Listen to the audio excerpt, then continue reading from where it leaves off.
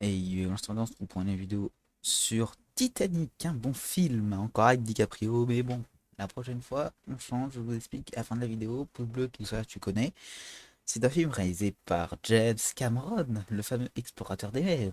Name is James Cameron, the bravest pioneer. No budget too steep, no sea too deep. Who's that? It's him, James Cameron. Systems are normal. You guys hearing the song okay up there?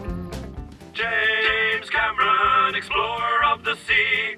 Yes, James. Avec comme acteurs principaux Leonardo DiCaprio, Jack, donc, et Kate Winslet. Je pense que tout le monde connaît l'histoire, ça parle du Titanic de 1912, c'est plus ou moins romancé, vraiment totalement. Mais je vais juste dire un truc. Jack rencontre Rose alors qu'elle essaie de faire une tentative de suicide. C'est bien ça. Et du coup, le film a comme société de production Paramount Pictures, Lightstorm Entertainment et la 20th Century Fox. Donc ça veut dire que techniquement ça appartient en partie à Disney. Bah moi ça me va, hein. Si demain ils sortent Titanic mais avec Star Wars, ça me va amplement, je regarderai, j'achèterai une place pour moi seul parce que bon, j'ai pas d'amis, hein.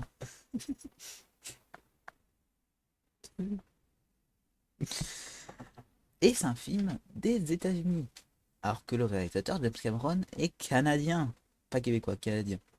Alors, le film est très intéressant de la façon dont il a été fait, vu que James Cameron avait pour habitude, on va dire, non pas pour habitude, mais il aimait explorer les fonds marins et il avait exploré le Titanic pour faire le film, ce qui était franchement cool. Ça a permis d'ailleurs de faire plus tard, en partie avec ces images, le film Les Fantômes du Titanic, que je vous conseille. Alors, le film fait 195 minutes et est sorti en 97. 97, c'est presque les années 2000, hein. Il a aussi eu une ressortie pendant les années 2010, euh, où le film était apparemment en plus belle qualité. Bon, c'est peut-être la version que je connais. Et c'est... Ah, c'est le film le plus vu au box-office de tous les temps. C'est pas le plus cher, le plus cher c'est Pirates des Caraïbes, je sais plus si c'est le 4 ou le 5. Malgré le fait que ce soit des bouses, hein. Le budget ne justifie pas la qualité d'un film. Alors un film à bas budget peut être aussi bien qu'un film avec 40 milliards d'euros dedans. Bon, j'exagère, mais voilà. Alors qu'est-ce que je pense du film? Le film a beaucoup apporté au cinéma. Euh, Entre autres, DiCaprio est génial dans ce rôle. Le film est beau. La romance est plutôt bien foutue, malgré le fait que, bon, et bah ça va être moi personnellement chiant.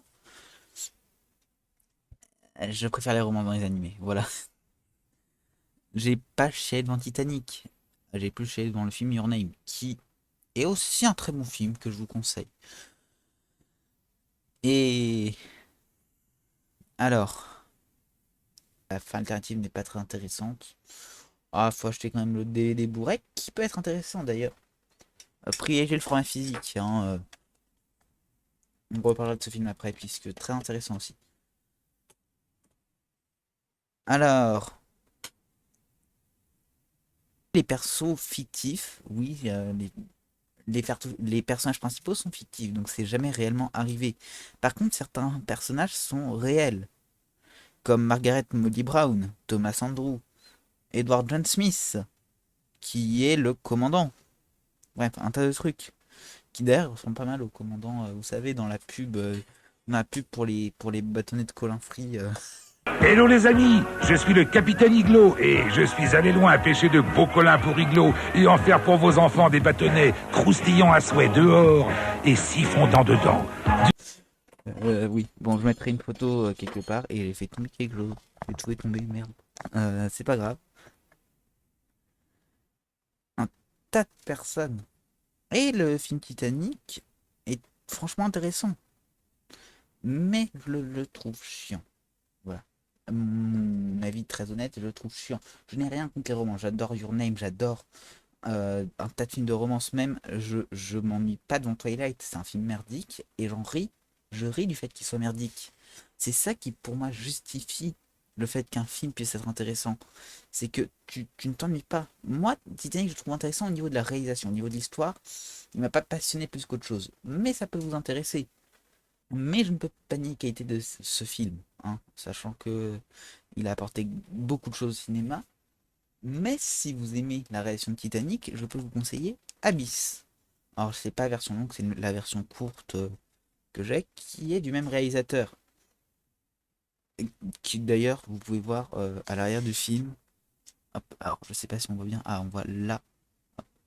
Réalisateur de Titanic, Terminator 1 et 2 et Alien. Tout ça, tout ça.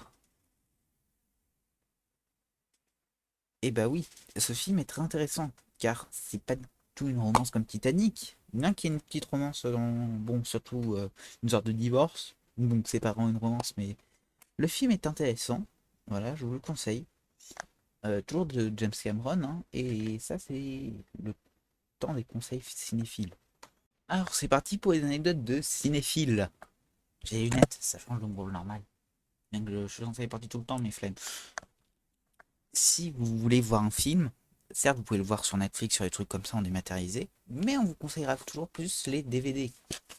Surtout les vieux, hein, les plus récents, bah souvent il n'y a pas, mais regardez ce qu'il y a dans le DVD, parce que des fois il y a des trucs ultra intéressants. Par exemple, là, dans les bonus, on a la version originale cinéma, la version longue, 28 minutes d'images additionnelles, tout ça, tout ça. Là c'est intéressant. Ou encore L'Illusionniste, un film que j'ai à côté de moi, que j'ai pas encore vu, il faudra que je le vois. On a les commentaires audio du réalisateur, ça c'est le mieux. Pour comprendre comment un film a été fait, c'est le mieux les commentaires audio. Le making of, très intéressant aussi.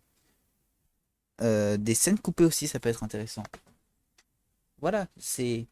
En, en général, je vous conseillerais plus d'opter pour le format physique, même pour d'autres médiums, genre je l'ai là, hein. Je reviens dans 30 secondes. Ah voilà, il est là, personnage incroyable. Je l'ai en physique, hein, alors que bon, en soi, bon, j'aime beaucoup le format physique, hein, mais regardez cette beauté.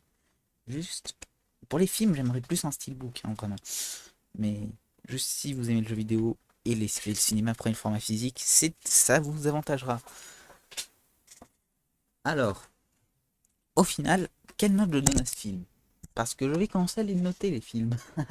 Je suis un peu bâtard. Le film, je vais donner 2 notes. Pas, ça sera uniquement pour Titanic. Et ce sera mon pur point de vue, hein. Mettez aussi vos notes dans les commentaires. Voilà. J'aime le référencement. Bien que j'en ai aucun, vu que j'ai un abonné plus proche de 0 que de 2000. Abonnez-vous s'il vous plaît. Peut-être qu'un jour je deviendrai youtubeur et je vous ferai une vidéo par semaine. Vous êtes complètement irrégulier. Alors, en termes de réalisation de film, je lui mets un 19,5 sur 20. La réalisation est putain intéressante. Retrouvez tout ça dans Les Fantômes du Titanic. Je ne sais plus si c'est dispo sur Netflix, mais vous pourrez le trouver, je ne sais où. C'est réalisé par Disney, c'est sorti en 2003. Et même aujourd'hui, c'est ultra pertinent. Et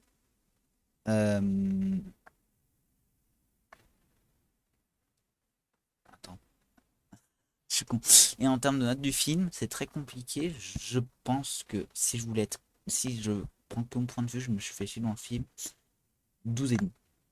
Mais en point de vue strictement objectif, je peux pas lui mettre en dessous de 18.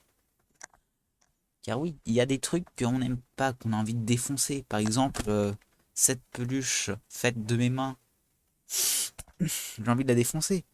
Bon, là c'est assez justifié, mais bon, vous m'avez compris. Par exemple, il y a un tas de trucs qu'on voudrait défoncer. Des fois, il y a des jours où on aimerait lancer des double D. Non merde. Ah non, c'est juste un truc en tête. Des fois, on aimerait lancer un double D. Hop, alors, ah, j'en ai pris 3. Voilà, on aimerait lancer un triple D comme ça. Bon, bah, il est mort le film, hein. Voilà. Mais c'est clairement pas la bonne solution. Lorsque vous essayez de critiquer un film, mettez-vous à la place des gens qui aiment le film, même si vous l'aimez pas.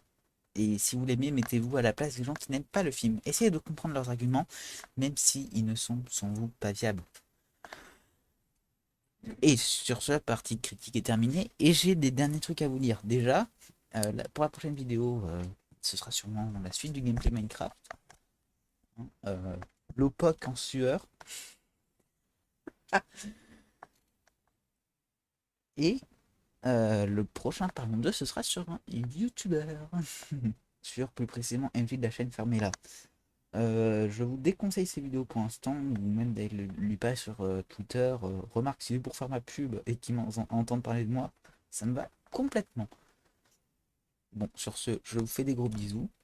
Je mets mes lunettes, je vais faire du montage et je vous fais des gros bisous. Ciao tout le monde!